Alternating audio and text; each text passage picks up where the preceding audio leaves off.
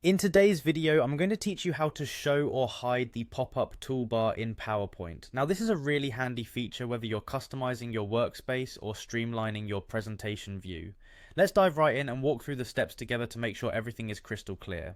First things first, you'll want to open up PowerPoint on your computer. It's the classic orange colored icon with the white P. You probably know it well.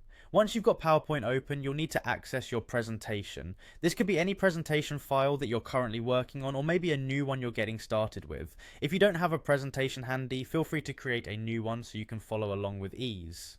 Now that you're in PowerPoint, glance over to the top navigation panel and find the File tab.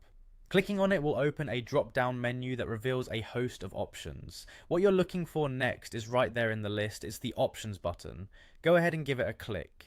This is where you can customize a whole range of settings in PowerPoint to suit your preferences. Once you've clicked Options, a new window will pop up with several tabs along the left side. From here, search for the tab labeled Advanced.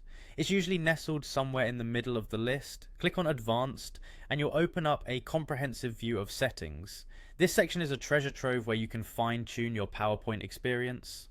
As you scroll through the options available under the Advanced tab, you'll want to focus on the section titled Display.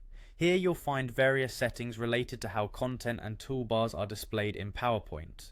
Among these, there should be an option labeled Screen Tip. Now, this is the setting you're specifically interested in if you want to disable the pop-up toolbar.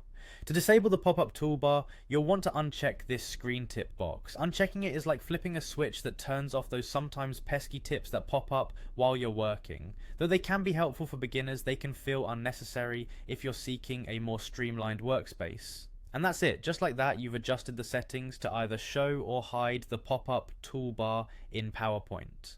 Feel free to explore other settings within the Advanced section to see what else you might want to modify. By taking control of these settings, you can make your PowerPoint environment more comfortable and suited to your workflow. Thank you for watching, and I hope you found this walkthrough helpful. Don't hesitate to check out other videos if you're interested in learning more tips and tricks in PowerPoint or other software tools. Until next time, happy presenting,